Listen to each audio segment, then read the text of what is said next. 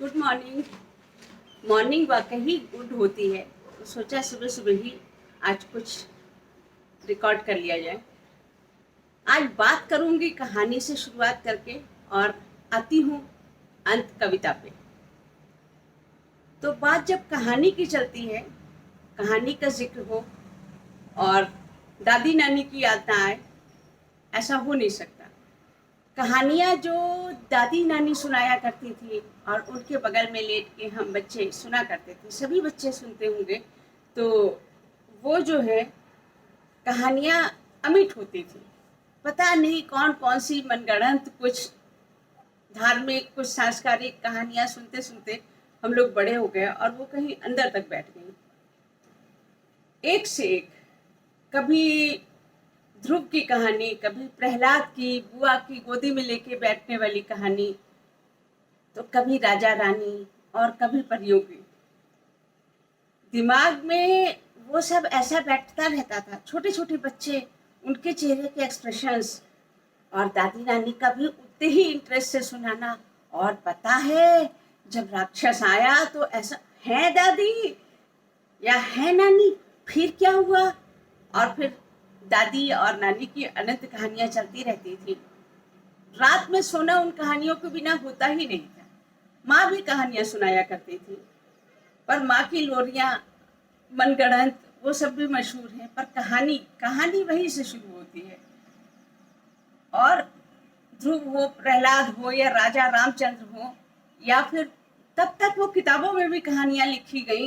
कभी लेखक सब लोग लिखते थे, माँ कहे एक कहानी, राजा था या रानी, सुन उपवन में बड़े सवेरे, तात भ्रमण करते थे तेरे, जहाँ सुरभि मनमानी, जहाँ सुरभि मनमानी, हाँ माँ वही कहानी। तो इस तरह की कहानियां पढ़ के युग चेंज हुआ, युग चेंज हुआ। अब वो दादी नानी न रही, स्मार्ट जनरेशन वाली नानी रह गई। 2.5 साल की उम्र से स्कूल जाने वाले बच्चे, होमवर्क से लदे हुए, प्री स्कूलिंग, और वो एक कहानियों का दौर खत्म हो गया।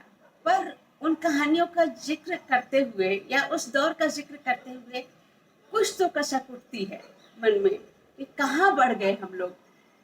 दादी नानी क्या कहानियां सुनाया करती थी।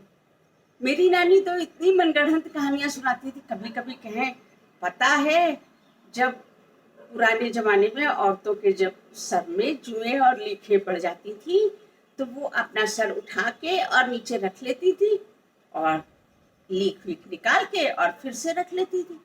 अब हम लोग बच्चे, समझ में नहीं आ रहा, बड़े खुश हैं, ऐसे हुआ करती थी, सर उतार के रख लेती थी।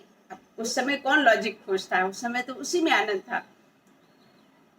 और अब की कहानियां, अब का 2.5 साल का बच्चा, 2 साल का बच्चा टीवी के आगे, कार्टून चैनल, डोरेमोन और पिकाचू और ये सब देखते देखते बड़ा होता है, तो उसे उस कहानियों का रस क्या मालूम।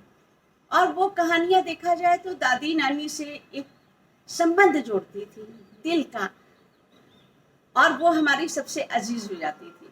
क्या टीवी उतना अजीज हो पाएगा? देखने में कोई बुराई नहीं है, लेकिन वो नकली बोली, वो उसका कोई मुकाबला नहीं कर सकता है असली दादी नानी कहानियों की। तो ये तो रही कहानियों की बात। और अगर कविताओं की बात करें तो मेरा जो ग्रुप है सरगम, उसमें मैंने कभी विषय दिया था कि जो शब्द हम लोग भूलते चले जा रहे हैं, पुराने जमाने के, अलगनी, सिलबट्टा, या इस तरह की चीजें जो विस्मृत होती जा रही हैं, आप उन शब्दों को लेके एक कविता गढ़िए और विश्वास मानिए कभी आगे आपको उन सब कविताओं को भी सुनवाऊंगी। पर सबको वो शब्द याद थे इस पीढ़ी के कि क्या क्या पुराने शब्द चलते थे और लोगों ने खूब लिखा। मैंने भी लिखी। वो कविता आपको सुनाती हूँ कि कौन से शब्द थे जो विस्मृत होते चले जा रहे हैं और जिनको पढ़ के आपको या सुन के आपको बहुत मजा आएगा। मेरी कविता का शीर्षक है गृहिणी। खुटवा लो सिलबट्टा, सुनकर उस सिलबट्टे पर पीस रही चटनी वाली कामिनी ने जल्दी जल्दी हाथ चलाए, सिल ले कदम जल्दी जल्दी बाहर बढ़ाए। पर बैठक की ड्योढ़ी से पांव टकराए। ओ माँ, मर गई, बोल निकल आए।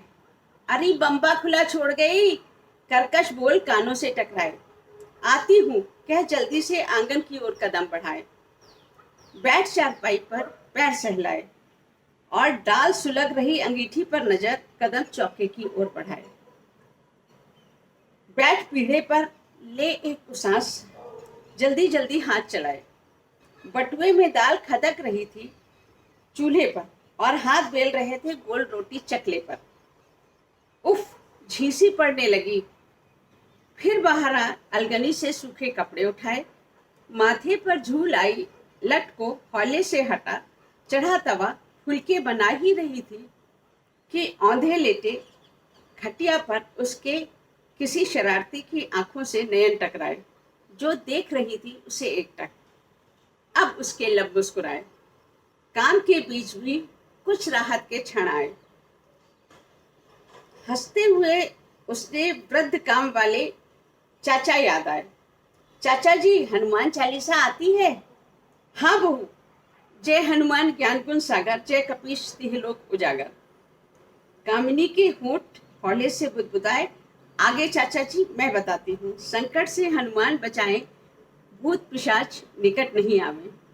उत्तर सुन दो कंठ उन्मुक्त खिलखिलाए। तो ये तो मेरी थी कविता। इसमें बहुत से शब्द आपको भी आपके समय की याद दिला लेंगे, सिलबट्टे से लेके अलगनी, झींसी। तो कैसा लगा, आते रहिए और अपना बहुमूल्य राय देते रहिए। आपकी पसंद नापसंद ही हमारा आगे का विषय निर्धारित करेगी। धन्यवाद और फिर मिलते हैं।